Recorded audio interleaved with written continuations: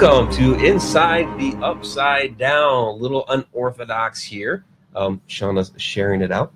So she's trying. A bit of a technical difficulty tonight, so we apologize for all that. But here we are, finally live.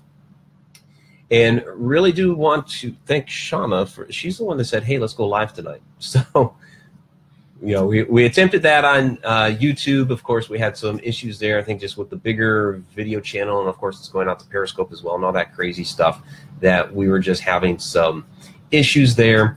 And, well, now here we are on Facebook. We'll upload it to YouTube later. So welcome to Inside the Upside Down. We're going to be talking about proving the paranormal tonight. But we do want to thank everybody for all the support with Shana and her surgery. She got out of surgery last night, was released from the hospital this morning, and I know people are very curious as to, you know, how you're doing. So I want to just cover that real quick, and then we'll get into our topic for the evening. Yeah, pretty much it was just some random out of the blue, my gallbladder hates me, no heads up or anything. I was just fine, and then all of a sudden I'm on my way to the ER. And they took my gallbladder out, so I guess at a good time, because if I would have let it go any further, probably worse stuff could have happened. So yeah. I'm here, and, you know, a little bit of pain, but nothing too terrible. And I figure what better way to take my mind off of the pain than this. So she's a real trooper, I'm telling you.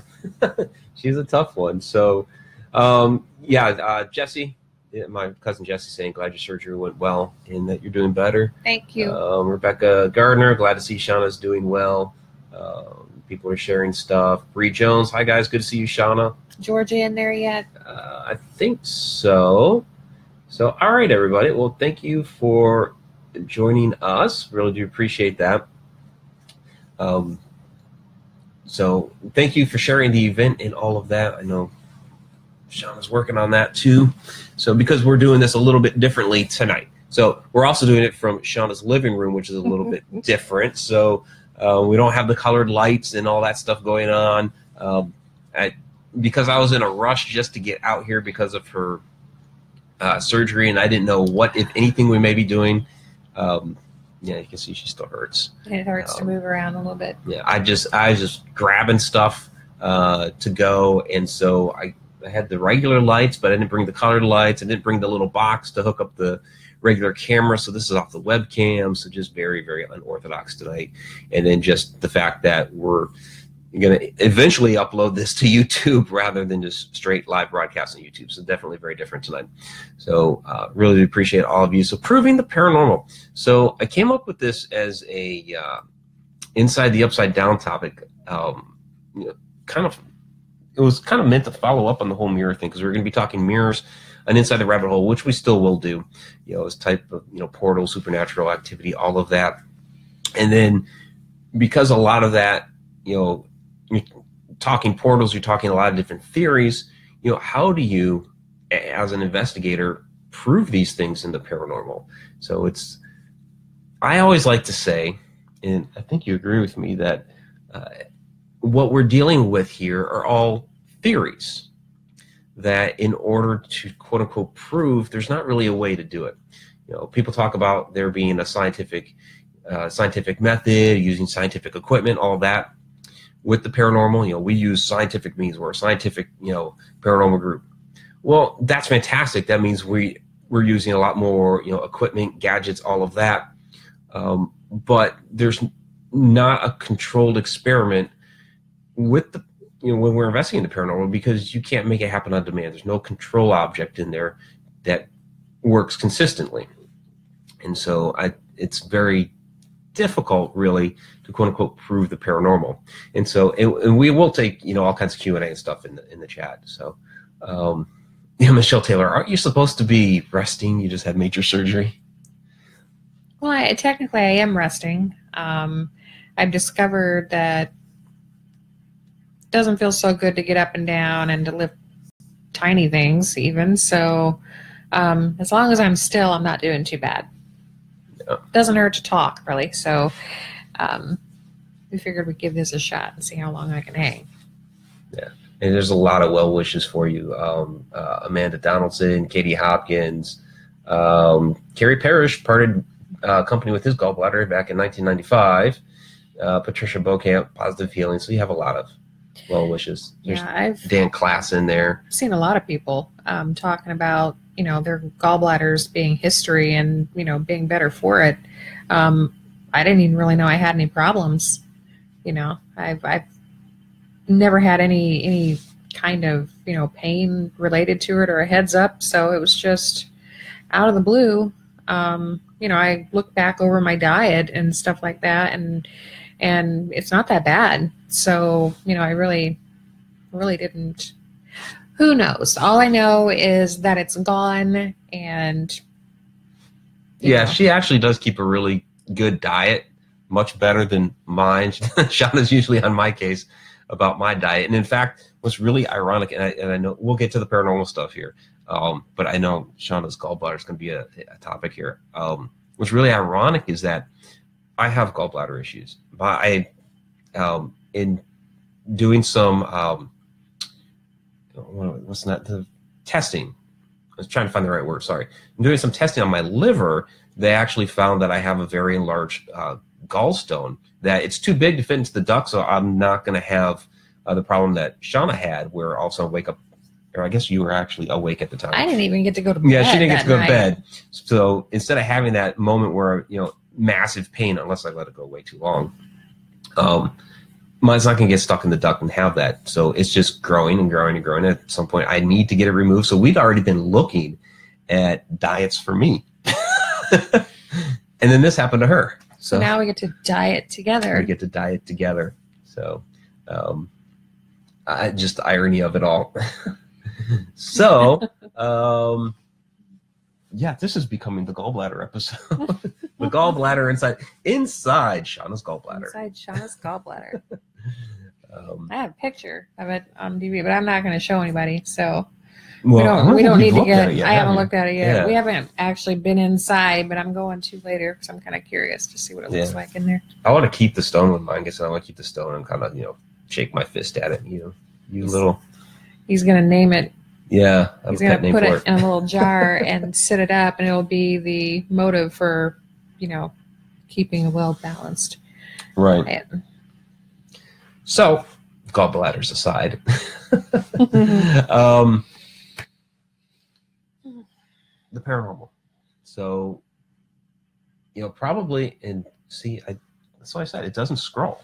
It gets to a point where it doesn't scroll. And then it just goes, so if we don't see anything, it's not because we're ignoring you. Right, it's not because we're ignoring you. This scroll, just whatever reason, when I go live, the scroll stops at some point. So, yeah, it's probably not a very popular opinion that, for all that we do, we can't really, quote unquote, prove that anything that we're capturing is, actual proof of paranormal activity. It's kind of really a belief. I think a lot of the locations that we go into, we already straight up believe they're haunted. It's not. Some people accuse us of, this has happened before, of, well, you're just, going in to say something's haunted. And, it's not the case. Especially if, we go into a residence, what we're trying to do is determine what is going on, not just to walk in and say, oh, yeah, it's haunted. Because it might not be the case with them. We'll debunk and try to figure out if, this experience, this interaction is something that has a legitimate excuse to it or a legitimate, reason behind it. So, it's not really proving the paranormal.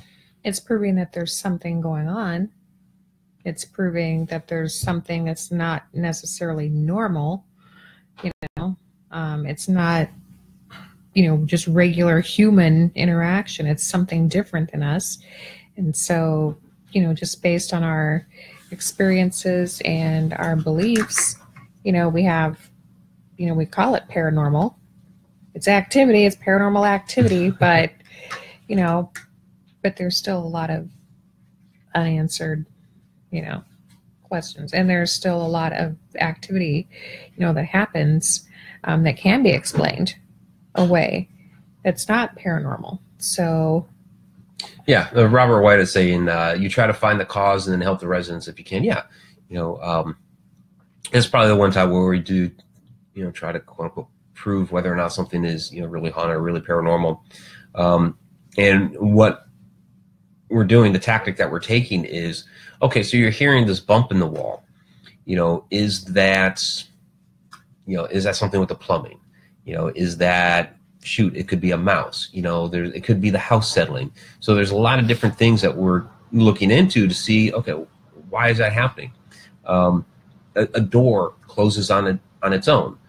Is that, something to do with a draft? Is it something to do with you step on a certain floorboard a certain way, and then all of a sudden, boom, it makes a thing move? So there's a lot of different things that we'll take a look into. So, but some of the historic locations, like we'll go to Mineral Springs, and there's just, we're not looking to prove that it's haunted. It's just, we already know it is. Yeah, there's sometimes we'll be like, well, we heard that, but it's a big, there's other stuff going on. So there's some stuff that we'll be like, well, we're not really sure. And then there's other things that we'll be like, no, that definitely, there's something going on, downstairs, especially if it's still during business hours, and plus, people live in there. But like if you're down in the very bottom, or if you're, there's certain spots in there where you just know, you can explain away so many things, but then, there's still a lot of things that there's something going on there. Yeah. Especially if you see something, or if you hear someone like there, you can tell it's not coming from, the next floor or downstairs. It's in the room with you, that kind of stuff is different, Now, Rebecca Gardner saying, Sally, until science chooses to recognize this field, it's always going to be considered a hobby. And yeah, I guess that's true. They might consider it a hobby, and really trying to apply the scientific method to what we do is just very, very difficult. And that's their perspective. So they're kind of caught in their whole regime of, this is the way things are to be done. And unfortunately, in that world, they do get kind of caught up in that sort of thing. Just like with archaeologists, they'll get caught up in what they believe is already established information. And, that's not always the case. Like, you take some Egyptian history, for instance, and, they kind of have set a timeline set, boom, boom, boom, boom, boom. This is the way things happened, until something comes along that flies in the face of it. And instead of reevaluating, like, well, maybe this is new information that actually our timeline is off, because there are like dark periods in Egyptian history that they just don't really know what happened. They can't account for it. And instead of considering that maybe their timeline is off, they try to take this certain thing that they've discovered and try to force it into that timeline, instead of just thinking, hey, maybe it's not exactly as we thought it to begin with. And so we deal with that issue, here with the paranormal, where, yeah, it's not something you can really apply the scientific method to. And so, we're, kind of stuck here trying to deal with these people that are trying to, well, they're not even trying to cram it into there. They're just like, fuck, it's not real. Yeah. So, but as soon as people like that, realize that, it to each their own, we're all entitled to believe what we want to believe. And some people just believe, and it's just their beliefs, and nobody else's is right. Everybody else is wrong, and that's fine. They're the ones, that's them, but then there's, people that want to, that are open to that thought, that there's a chance, there's always a chance, but then that's what research is for, and experimenting. Exactly. And, being open-minded to other paths. And you can't just stay on one path and not be open to others. You're not going to learn anything that way. Yeah. And besides, we're not saying it's aliens. but it's aliens. So questions in the chat and comments, and thank you for your neighbor. Lee says it was the corn dog about your. Oh my gosh. Oh, Lee, and I cannot have any more corn dogs. Yeah. So you'll have to eat it for me. Carrie's asking why we weren't on YouTube. Okay. Donna says YouTube wasn't cooperating. Yeah, it was more of because this is set up to stream both YouTube, Periscope, all that stuff at the same time. It's a much bigger video platform or Facebook. And Shana has issues with her Frontier. Yeah. Okay, here we go again. I know it's a little frustrating just dealing with the technical issues. So Shauna's going to share it back out. Hopefully this won't disconnect again. So I really appreciate you guys being patient with us as we try to, as we keep trying to make this happen. Hey, yeah, there's Georgia. There's Tammy, Katie, Patricia. Okay, Donna, Rebecca, everybody. Okay, cool. Tom McNicholas, awesome. So, all right. Well, appreciate you guys coming back and continuing to do this with us. Hi. So, yeah, I saw the comments in there about, and we were trying to address that as we disconnected. The comments that were in there, like Katie was saying, that it's great that there are some colleges now that are offering paranormal and parapsychology courses, things like that, and give students another alternative to their studies. And there's somebody else that was in there talking about creating a university for the paranormal. And that's fine. I guess one of the issues that I have is there are some places out there that are like trying to offer PhDs in parapsychology. And like I knew a guy that was running around in a white lab coat because he had a quote unquote PhD in parapsychology. And you kind of lost me at that point. Because again, I personally don't believe that there's really a way to prove, to just absolute, without a doubt, prove the paranormal, even though I deal with it all the time. And like I said, I don't think it's a popular opinion. We work with the paranormal all the time. We're investigating all the time. But to actually prove beyond a shadow of a doubt, that's a ghost. And there are spirits in this room right now, all around us, that we can't see. Try to prove that, And I do believe that there is a world around us that we just can't see. That there's spirits all over the place, and we just don't even have any idea that are standing there. To try to prove that, I don't think is really possible, nor do I really think it's necessary. I think it comes more down to just a belief thing. All of the things that we do with the investigations and the gadgets and the gizmos and all that, I think they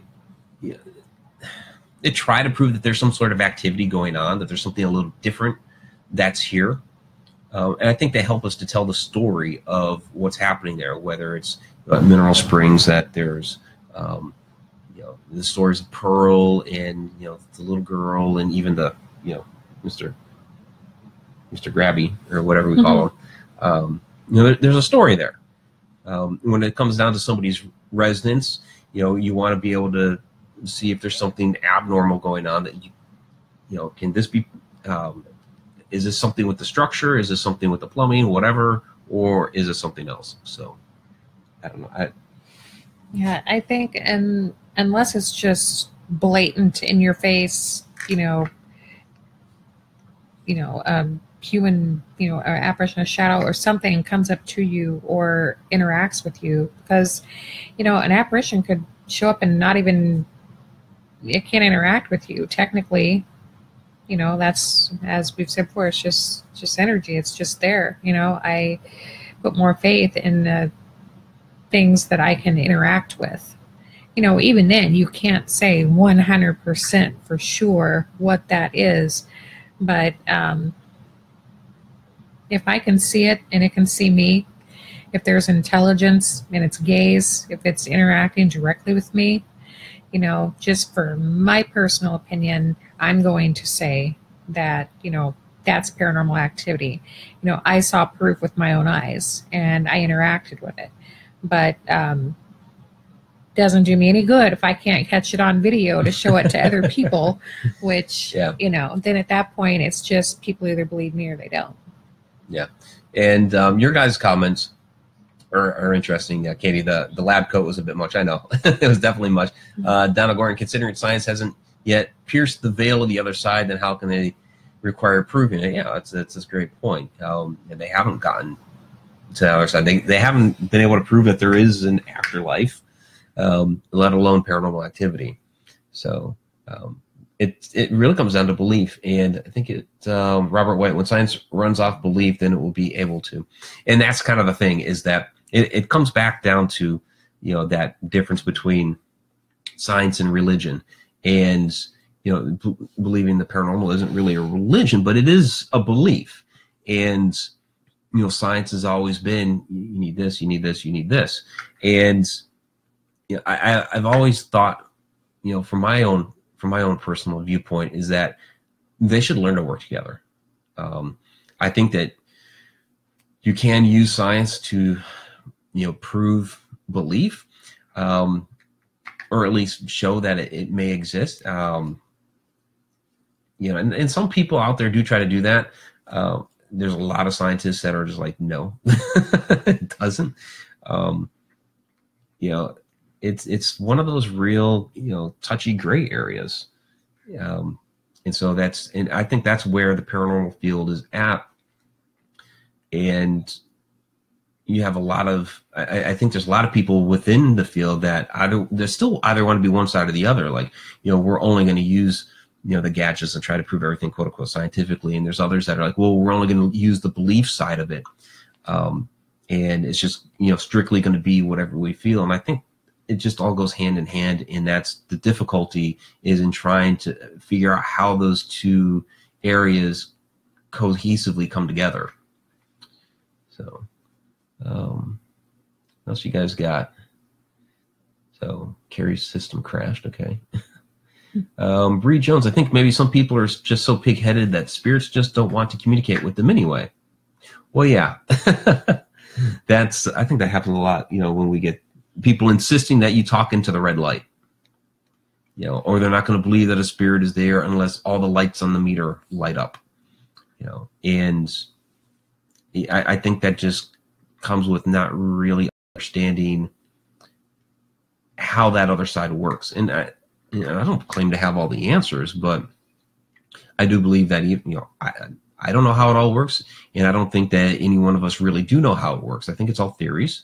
We were talking, the other week about the differences between, like what a poltergeist is, what a ghost is, what a spirit is. And again, probably not a very popular viewpoint, but when people talk about things like, well, spirits are people that have crossed over the other side and come back, while a ghost is earthbound and has never crossed over, prove to me that there is a crossing over. Where do we get that from? So, and that's just people that are like on the belief side of it, and it's like, and I'm more on that side, but, again, it's like, where's the whole crossing over thing come from? So,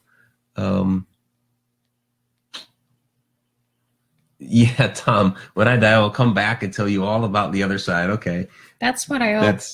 That's the understood, the rule with everybody that I know. It's like, look, if you die, you know that I do this, so that's just the agreement that we're going to try to get out as much as we can, before they put the lockdown on it, because I think that's what happens. I think you maybe, wherever you go, you might retain, some knowledge of yourself, but I don't know I think they just have rules, just like there's certain things that, we're not supposed to do, like laws and stuff like that. I think that they have that too. And I think, maybe there's some sort of punishment for it. who knows? I don't know. And there's only one way to find out, and I'm not going to do that yet. So right, yeah, we've talked about that before. Like, is there a rule set that they have to follow, and they are not allowed to tell us?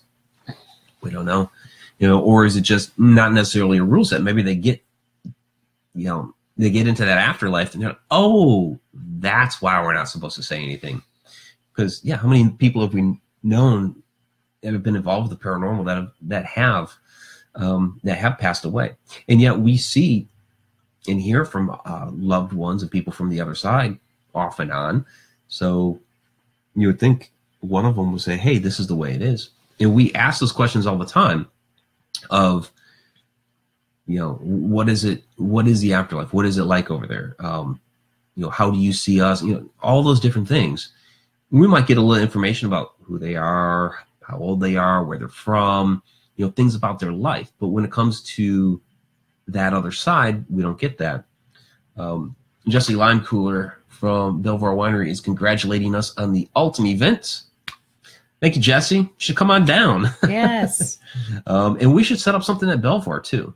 So we definitely love to do something at Belvoir sometime. You haven't been yet. I've never been. I don't get out much. Yeah. Tom McNicholas, Shana, just call out to me after I pass. Don't want to just pop in and may bother you, Mike. Yeah. Oh, no. Nice. Just give a little, knock. And, of course, dreams are, I interact with, in dreams also. I consider those visits.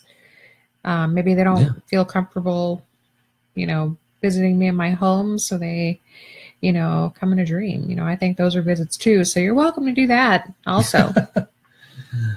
Katie Hopkins also could be the time period they were from. For example, Victorian children were meant to be heard, not seen. I think that's the other way around, seen, not heard. So it would be in their customs to not communicate with us. And, there's a couple things in there. One, are we just seeing, glimpses of the past? Are we interacting with somebody that is actually currently living in that time frame? We've talked about it before in the time and dimensions inside the Upside Down, that maybe everything's happening concurrently at the same time. And so when we're interacting with a spirit, it's somebody that's actually, living at that time period, and we're actually seeing the past play out, or interacting with somebody that's in what is wrapped around our head, the past. So there's that. Or you talk about customs at the time, and I brought it up before, where we're trying to tell these different people to use and interact with this different equipment, talk into the red light, or make this thing light up, and they're looking at that. If they're from 1800s or even further back, they're looking at that thing lighting up. They have no idea what that is. They've never seen something work and operate like that before. They could be thinking it's magic, it's witchcraft, it's from Satan, anything like that could just really, really spook them. Any sort of quote unquote like magical thing. A lot of different customs were, it would be from Satan, and it's going to scare them. So there's a lot of that I think a lot of people don't take into account. No, but that's why you explain. You have to explain yourself. You have to assume, and there's going to be others. We go to the same places a lot, that they're going to know who we are and what it is that we're doing. And then so we just like, you guys already know what this is. But for anybody who's listening that doesn't know what it is, this is what this is. This is what it does. This is why. And as for, considering the different periods of time, like especially with children, I've always tried to be mindful of the fact, if I realize that, what time I'm dealing with, I'll ask, permission to whoever, whoever's there, could we please, do you mind if we talk to this child? Don't want anybody to get in trouble. Just, we just really, really want to talk. And, and then sometimes it happens, sometimes it doesn't. It just, you have to treat them like people, because they're still people. Yep. Yeah, and I think that's something that a lot of people don't remember, is that they are still people. And a lot of times when people investigate these locations, they treat them like guinea pigs. You know, trying to make them do parlor tricks, you know, just to get a piece of evidence. They're more concerned with themselves and more concerned with what they can capture. And instead, you know, if it were me and I was on the receiving end of this stuff, and someone was like, well, they don't give a crap about me. Why am I even bothering? I would exit the facility effective immediately, or I'd make all their stuff turn off. You know, I mean, something. I would do something, but you know, I would be, you know, horribly offended if someone approached me like that. So, yeah. I think unfortunately there's a lot of people out there that are just too much into evidence collection. And look at what we captured. And if you look at a lot of our videos, there's some where we don't capture much at all. We might get, you know, an EVP here or there. You know, we might hear some noises that may or may not get captured on the video or the audio. And we have some other ones that are absolutely fantastic where we are getting some, but some of them we don't. And, you know, I mean, there's people out there that brag, well, you know, by my methods, I'm able to get, you know, a lot of, you know, activity, and I'm able to, you know, capture all this evidence. Okay, great. You know, it's not why I'm there. I'm not there to collect EVPs. I'm not there to, you know, necessarily get something on camera. It would be fantastic. Yes, it's absolutely fantastic when we do. I'm more concerned about telling the story of who's there. You know, if it's a child, if it's, you know, somebody who met a tragic end, you know, why did those things happen? A lot of these people have been forgotten to time. You know, what things happened in the building. There's so many stories that are trapped within these locations over, you know, the decades or hundreds of years, or, you know, however long it is, you know, depending on the location, that it never got passed on. And so these people become forgotten. And I think, you know, part of what we're supposed to be doing is our knowledge that we have, the things that we've learned, the stories that we take with us, I think we're supposed to pass on. And for a lot of these spirits, a lot of these entities, a lot of these ghosts, whatever you want to call them, their stories got forgotten. And I think part of what we're doing is going back and recapturing those stories. It's not just about us. At this point, you know, it's not about us. You know, we might be the ones doing the research, and we might be, but, you know, that's just one part of a bigger picture.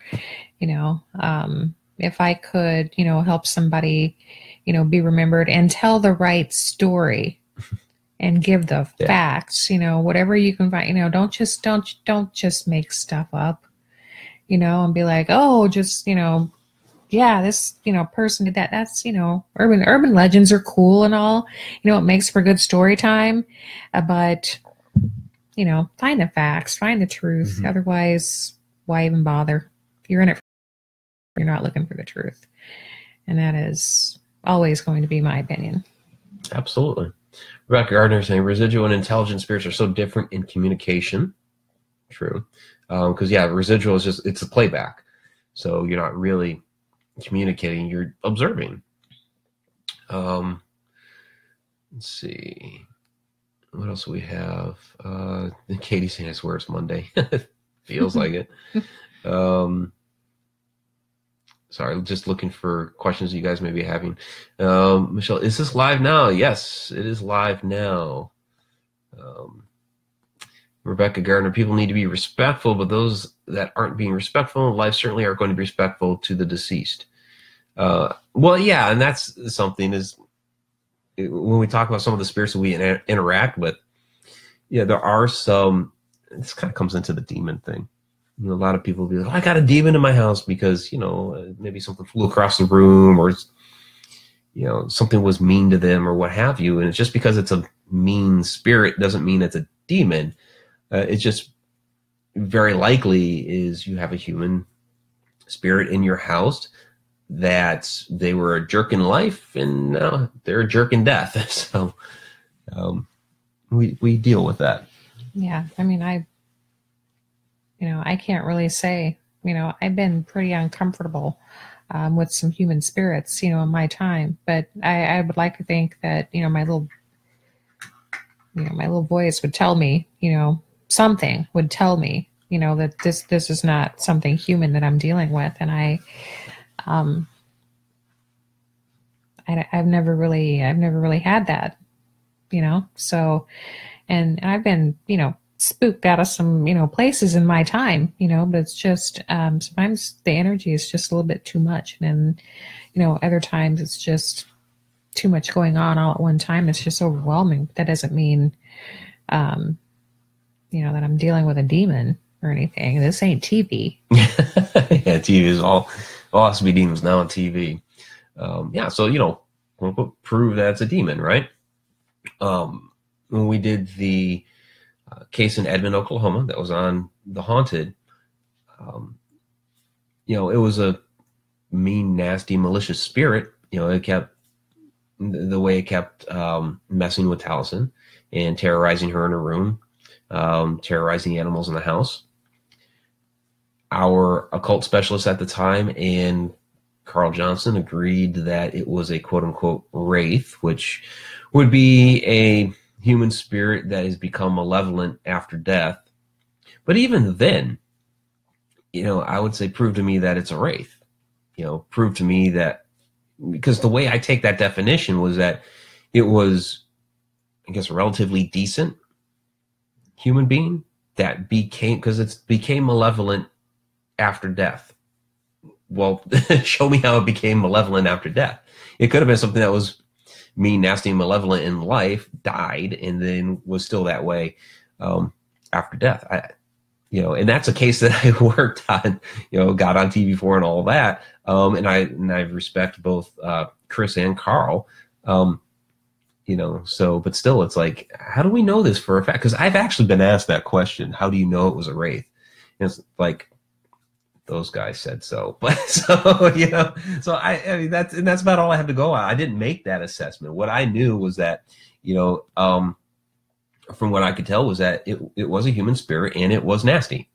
I think sometimes we like to label things as humans. We like to compartmentalize and categorize, and doing the even doing the book and everything I've talked about with shadow people. It's like, we like to kind of compartmentalize different types of shadow people, because we like to do that as humans. We want to find a name for something. We want to organize stuff to kind of try to better understand, what things are. And so we assign names to things, So, but is that really what it was? Don't know. She wasn't there for it, but, Yeah, I wasn't there. I have no idea.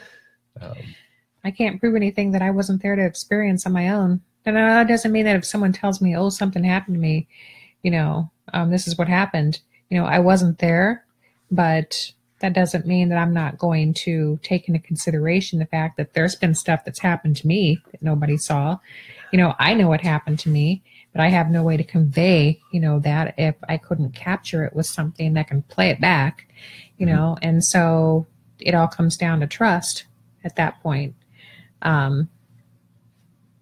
So I have no reason, not to believe, anything that anybody tells me. I can't say, no, I don't believe that, just because I know that I've been in the same situation on the other end. So, but there are some people that have proven themselves that I cannot believe anything that they say, if you've said something to me and you've been caught in a lie, I will never believe you again. Unfortunately, something will happen to, somebody and they'll be like, no, this really happened. Say, hey, I'm sorry, lie to me once and that's it. That's it. One strike and you're out. Pretty much. Yeah. So, Michelle Nardone, is your place there haunted? No. No. Not where we're at. No, I've been in some places that are, and I've had activity that's been just personal to me, not, it's kind of like, I don't have any activity going on in my house. But there might be people that visit you from time to time. Yeah, but they don't visit other people, and they're not moving stuff, and they're not making noise right here. It's just personal, just to me. And they don't seem to hang around. No. Yeah. For some reason, it's just. Yeah, that's kind of what I was talking about before. That there's a world that we just don't see. So there may be people in and out all the time that we just don't know about. We're supposed to have spirit guides, right? And that's a common belief that we have spirit guides. I've been told multiple times that I have 10 spirit guides.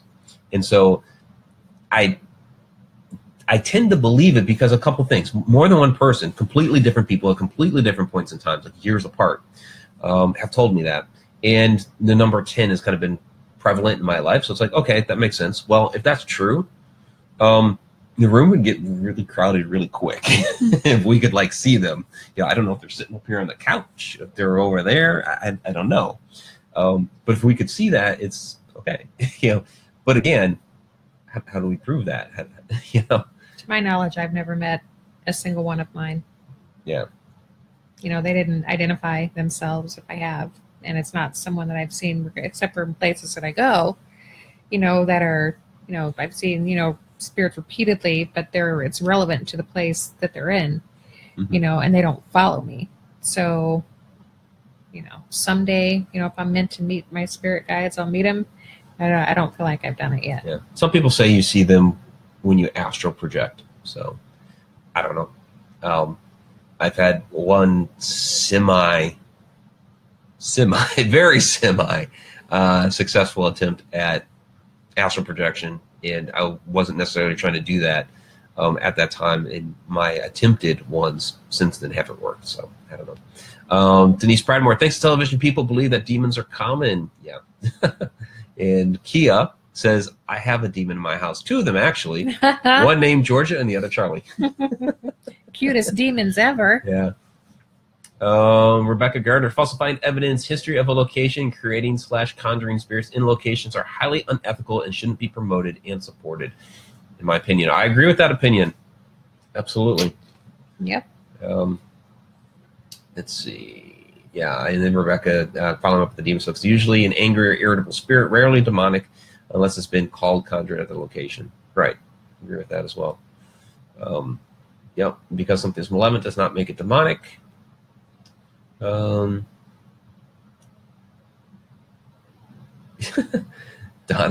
on the show Supernatural, all spirits become malevolent. Yeah, okay. Yeah, that's not true. Mark Higgins, hey Mike, how you been? It's been a while. Hey Mark, yeah, good to see you. It has been a while. Okay, Tom McNicholas, do people think that just because a place is vacant, it's haunted?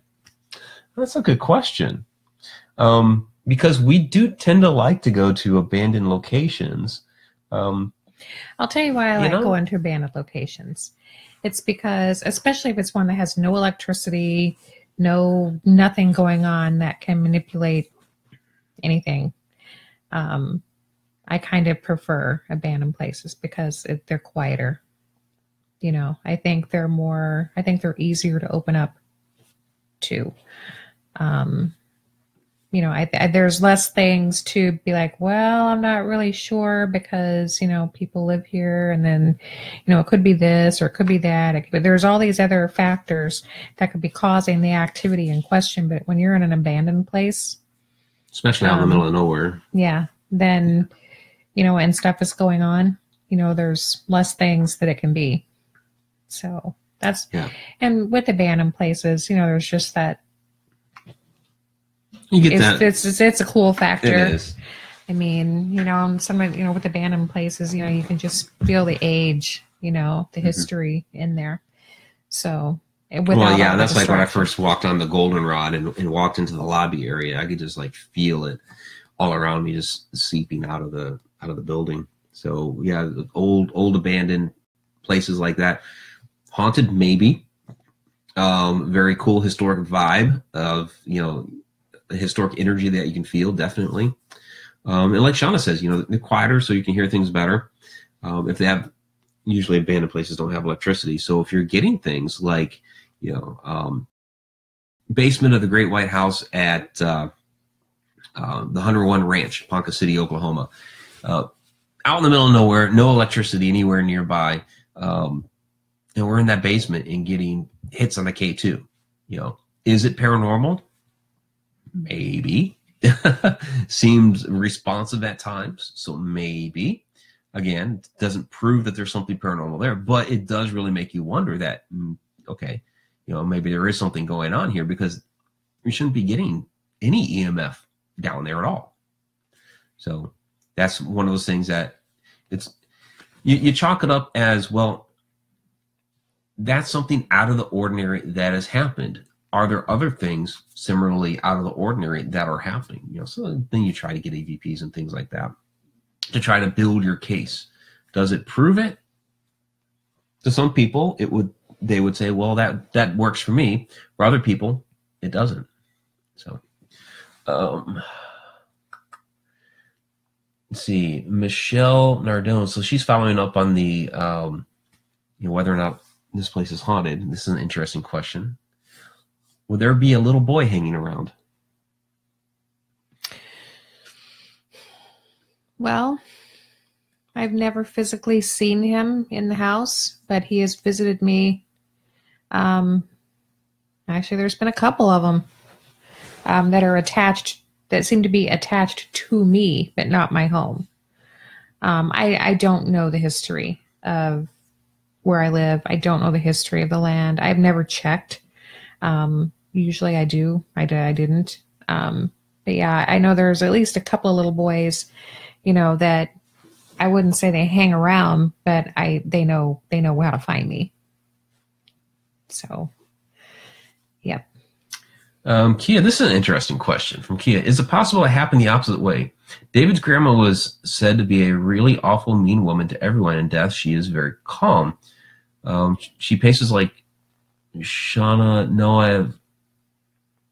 Or says Shana India. I've heard it a lot. My babies always giggled at one corner of what was her room. So they were mean when they were alive, but not. I'm gonna say this. And you might have a viewpoint to follow up on, since you might know a little bit more about this, because it is your friend. But for me, I had 3 grandparents live into their 90s. I had one that died of cancer when my mom was 12 years old. And although, her kids loved her, because I've heard stories of how they loved her, from many of the accounts that I've heard, that she was a mean woman. Do not cross her, because you will get the snot beat out of you. I also heard things about, alcoholism, things like that mixed into there. But when she was dying of cancer, even though she had been very, very strict and relatively mean to the children, even at 5 years old, better have that, bed made, room cleaned up, or you're going to get an ass whooping. When she had cancer, apparently it, like, right at the very end there, something just like clicked and was like, oh shit. I've lived my whole life this way, and now it's about to end. And so for those last couple months, I guess there were a number of letters that she wrote to the children and her family before she passed away, that was basically like very apologetic. And she wished that she had done things a different way, and that she was sorry, and then when my mother was pregnant with me, this is another one that I think was a real visitation, although it was not my dream. My mother had many recurring dreams that her mother was appearing to her in her wheelchair that she had at the very end, and was holding me as a baby. This was like when I was still in the womb. And they didn't know it was going to be a boy, but there I was as a boy, and she was already calling me Michael in the dream.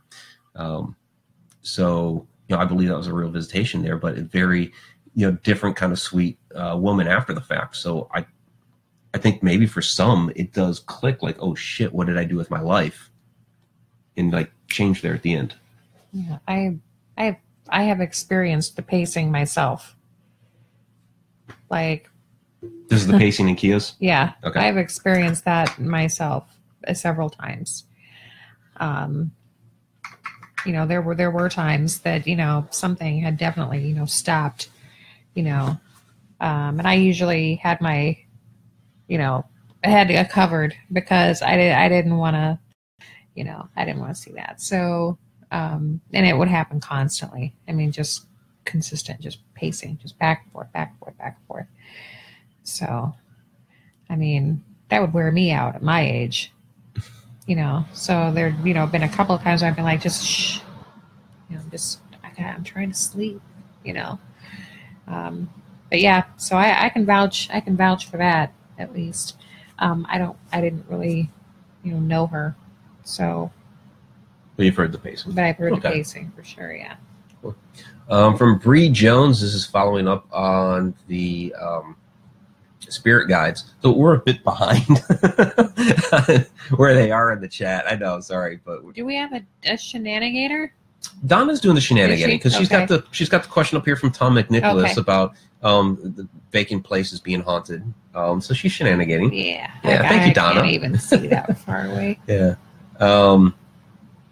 Bree Jones says, Mike, you can talk to them right before you go to sleep. If there's anything you need help with or any questions for help from any positive energy, ask them to let you know who they are so you can thank them. Okay, cool. Well, if that really works, that would be great. Mine aren't listening to me at all. So, yeah. So, Carrie, astral projection is easy. I disagree. I disagree. So, Bree, my guides show up in dreams when they have really specific info. Cool. Can't believe they have the ability to change their personality after death. Okay, that's Rebecca on that. And there's Donna shenanigating Kia's question. Let's see what else.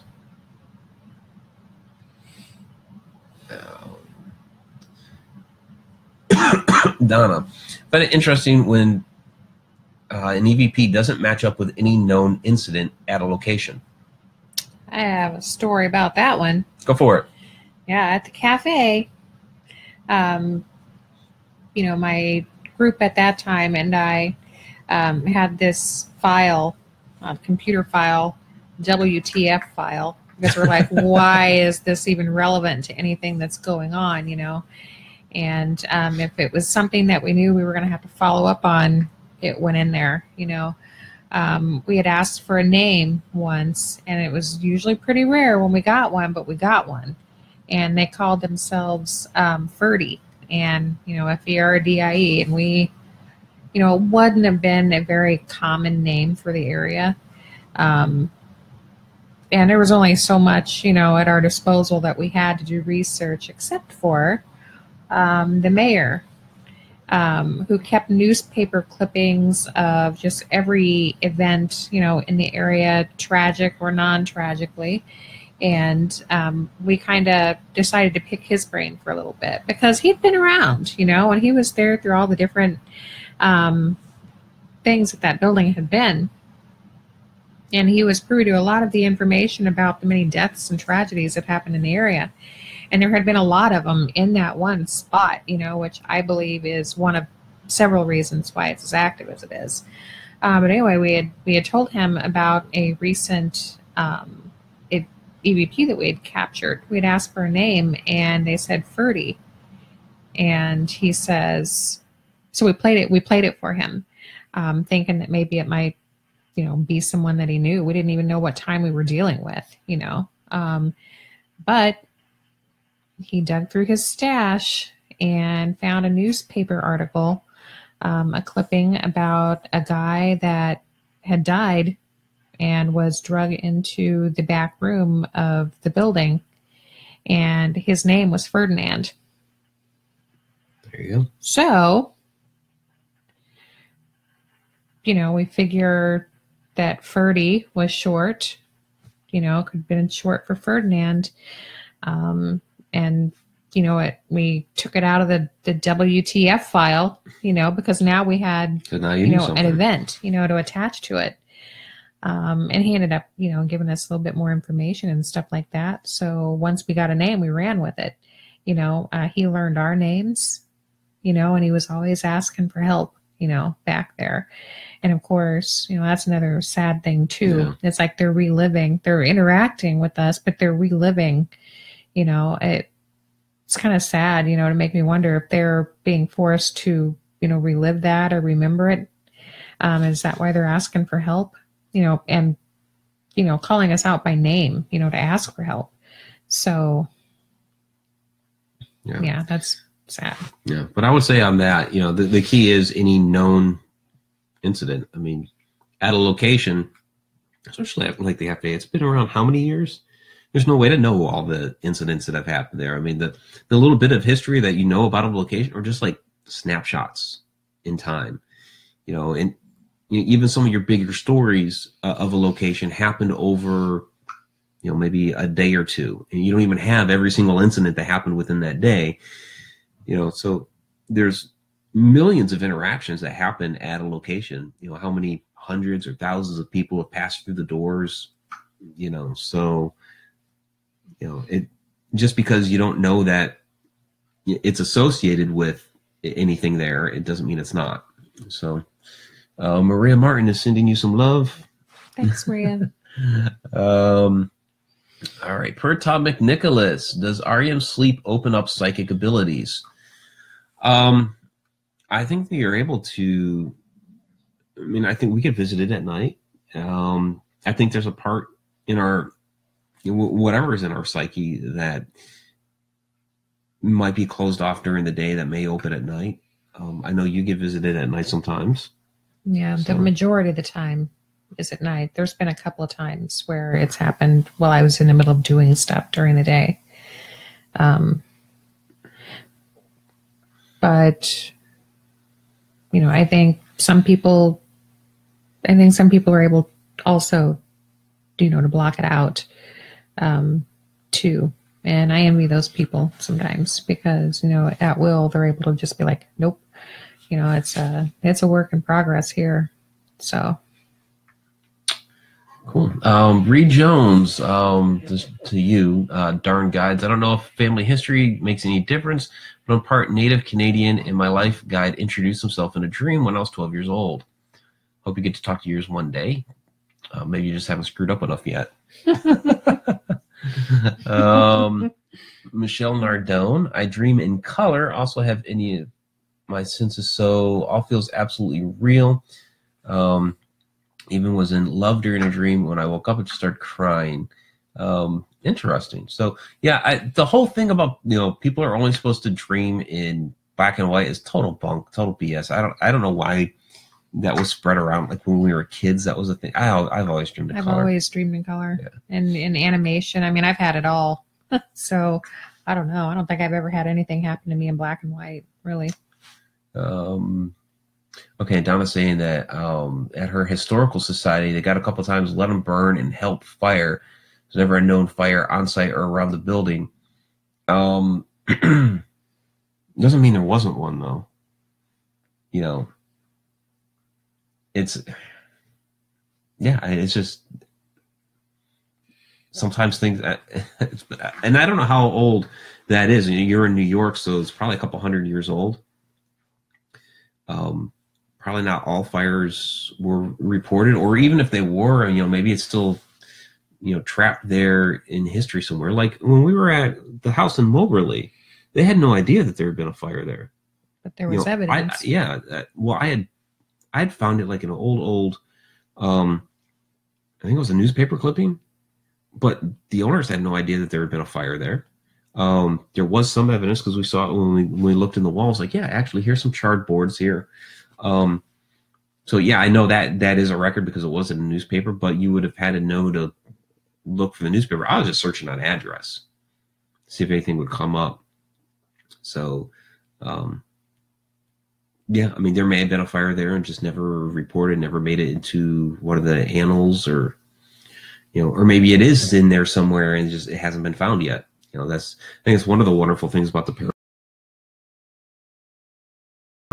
So, you look like you're getting tired, so I think we'll just maybe a couple more minutes and then finish up.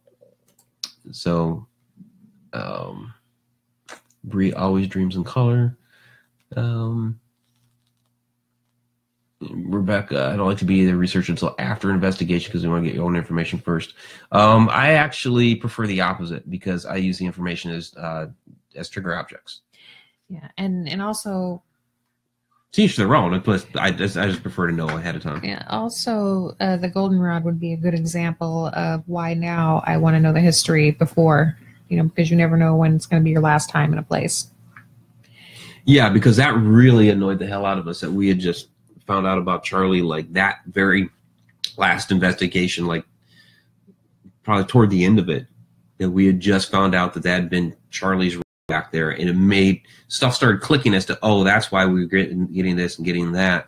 And it was going to be our next objective, for our investigation after that, was to follow up more specifically on Charlie up there, and we never had that opportunity. Yeah, I mean, at this point in my life, I've stopped worrying about, I want to fly blind because, I want to know if I'm right. I don't even worry about that anymore. I'm not trying to justify myself to anybody. It's not about me, it's about them. So if I know the history and I have their names, or I have any, events or anything that happened in their life, I'm more concerned about getting them to talk to me, not me talking to them. So if I can use something as a trigger and they interact with me in an intelligent manner, where I can now say, yes, this isn't just some energy just attached to the building. It's an actual person that's interacting with me. So, that is why, I lost the, I don't want to fly blind anymore. Yeah. It's a waste of time. And I don't mean that. I just said that. I am so sorry. That's not what I meant. That did come out a little bad. That's not what I meant. I mean, it's a waste of time for me personally for what I want to do with this. Yeah, I mean, to me, to each their own, their investigative techniques. I totally understand it for psychics, It's nice to know that, I will say this, a reason that, for your own personal well-being to make, so that you can make sure it's like, hey, I'm not just making this stuff up. It's not just me. This is actually stuff that's coming, to me. So then if you go in not knowing the history and then you research and you find out, oh, hey, I was right, yeah, I can see that. It kind of gives you a little peace of mind. It's like, it's not just my brain creating this stuff. This is stuff that's actually coming to me. And I've done that, and I've been there. But, like I said, with the boat, showing me that, not everywhere that we love is safe. I have now, not even worried about, I want to know who I'm talking to, and I want to get to know them and what happened to them, and about the venue. I want to know before I go in, because if there's a chance that I can get them to come out to reach out to me, then I'm going to go for it. Yeah. Yeah. And again, I mean, to each their own, but, for me, I kind of view it as, if I don't have any information going in, I use it as a trigger object. I know some people get concerned about, being pigeonholed into certain, locations at a venue. But I kind of look at it as, if you have any information going in, then you're basically like a salesman at the door that knock, knock, knock. I have no idea who you are, but buy what I'm selling. Where if I go in knowing information about the venue, about the people there, like knock, knock, knock. Oh, hey, I know who you are. Here's some things that I've done. I've taken the time and given the courtesy to, come to understand who you are. Let's start to build a rapport. So I think it gives you that foot in the door, rather than kind of standing out there on the porch. So, I've had, and I use this one as an example for this all the time, is we were at a old World War II hangar. We were in an airplane that was used during the war, and we were trying to do an EVP session. We're getting no interaction, nothing on EVP. We've got the K2 sitting there, nothing at all. So we were about getting close to give up. And so it just kind of dawned on me, like, it's a World War II airplane. I was in the Air Force. So let me throw my little bit of knowledge out there of, hey, I was in the Air Force. I know that came out of the old Army Air Corps. You would have flown for the old Army Air Corps. So I threw a little bit of World War II history at it. And then all of a sudden, boom, boom, boom, boom, boom, we started getting some interactions. And through a little bit of questioning, came to discover that it was a navigator, which if we had just sat there and kept saying, hey, who are you? Who's in here? Da-da-da-da-da. We weren't going to get that. I had to actually throw some knowledge of the location and the times, in the history of the airplane, at who may have been in there. So, all right. What else do we have? So Donna's building that she's talking about with the fire EVPs. The building's 260 years old, so yeah, at any point in time, I mean, they could have just a fire on the stove. You know, who knows? That was never reported. No idea. The land. Historians didn't know of any fire. Okay, well, it could have happened. It very well could have been it could have been something that wasn't documented, or it could have been something that happened before documentation was a thing. I mean, it could be going way back. Yeah, I mean, if the building's 260 years old, and there's just a fire on the stove or whatever, and I don't know what. I mean, you could have. Back then, you could have a fire in a fireplace and an ember comes flying out and lights a rug on fire. And they're like, fire, trying to put the thing out. They might have had a volunteer fire department 260 years ago. Probably not. But they would have had local people try to, get the pails of water. So they could have just like put out a carpet fire, real quick. What about the building that was there before that? Maybe it wasn't even that building. Maybe it was one before. I mean, who knows how far, Yeah. It's like a good example would be the grade school. Where we were hearing footsteps on a second floor. There was no second floor. We were never able to trace, a building back on that particular property, on that section, where that building was sitting. We were never able to find anything with a second floor. So, we surmised that either it was coming from the building adjacent to it, or there was something there before and it just wasn't documented. It was before time where they documented stuff like that. So Rebecca Gardner saying, from the stuff that we were saying about research, it makes sense. I usually have my son get some research prior to investigation. Excuse me, that was my stomach. You guys don't even want to hear mine. Right now. I usually get more information going in blind. Okay, look again. To each their own. And Donna Shananigator in the chat saying, per Kia, the goldenrod was there so long. Have you been back to the land to see if anyone or anything lingers? We haven't been yet, but only because, it's been winter. I kind of want to wait. And I kind of want to wait until there's so much going on legally right now. Yeah. It's some of it's kind of, under wraps right now, but there's so much stuff going on that I kind of want to wait until the dust settles a little bit. And then, I definitely want to go, on the property to see if there's anything still hanging around. Bree Jones, is there any way to tag a time on this? Just saw something like a ball above Shauna's head to the right side. If we're looking at here, it could just be a reflection. I think on the playback it shows the time on the comments, but there's a window back there and other neighbors and property and the parking lot and all that stuff. So it's possible it was just something with one of the neighbors. That has happened before. Yeah. So, okay. Yeah, it's 2 inches above the couch. So it would have been back there somewhere, I guess. So we've caught up to the chat, amazingly enough. So I guess this would be a good point to wrap it up.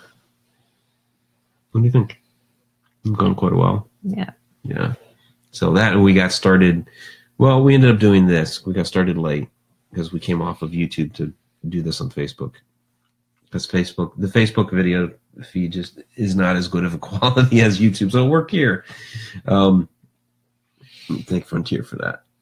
Yeah, Frontier. So what we will do, though, is we will end up uploading this to YouTube so that those who missed it can catch it there. And if you missed anything, I mean, of course, you can always come back to the Facebook feed, but we'll post it up there on YouTube as well. So, all right. Well, thank you, everybody, for joining us tonight.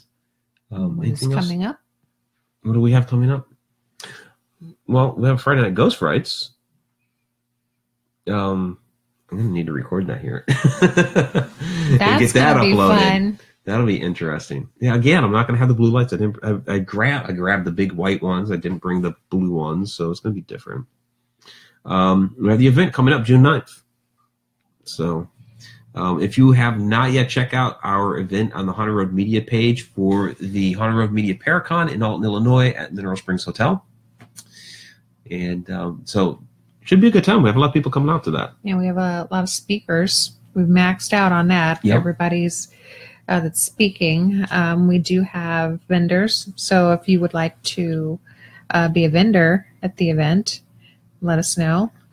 There's also a public investigation Saturday night. So you get a chance to not only investigate with the two of us, but with other people that the other authors of Haunted Road Media, the ones that are showing up. And Riverbend Paranormal, they've Paranormal. investigated there a lot. So that'd be interesting. Tom's wanting to know, when is Alexa going to be updated? I know I didn't update it last night. I was in a hospital room, yeah, so it didn't get updated. He was a trooper staying in that hospital room. Yep. It was not it. Passive in hospital and everybody that worked there, they treated me very well. But hospitals are just so noisy. I mean, there's no way for it. And my dad, too. I mean, I woke him up. He'd had 4 hours, maybe 3 or 4 hours of sleep. And I woke him up because of the emergency. And he met me there at the hospital. He followed to the next hospital. And, I mean, he was just there until Mike got there. So he didn't get any sleep either. Well, and then he was called upon again in the middle of the night last night because of your son. So. And then while I'm in the hospital, my youngest caught some kind of stomach, bug, and it's been a rough several days here. So. Donna's saying, I wish I could make it for the event. Am I coming back to AuthorCon? I was originally supposed to come back to AuthorCon. I say originally because it has been scheduled this year on the one weekend in October that is already booked. So I'm not making it to AuthorCon this year, which is too bad. Because I had a good time last year. And it was great meeting you there, Donna. And then Tiffany put on a really great event. So, yeah, I was looking forward to going to that one again. But it's not happening, unfortunately. So hopefully next year they won't schedule it on that particular Saturday. And I'll make it to the 2019. But 2018 is out for AuthorCon, unfortunately. All right. I think that's it.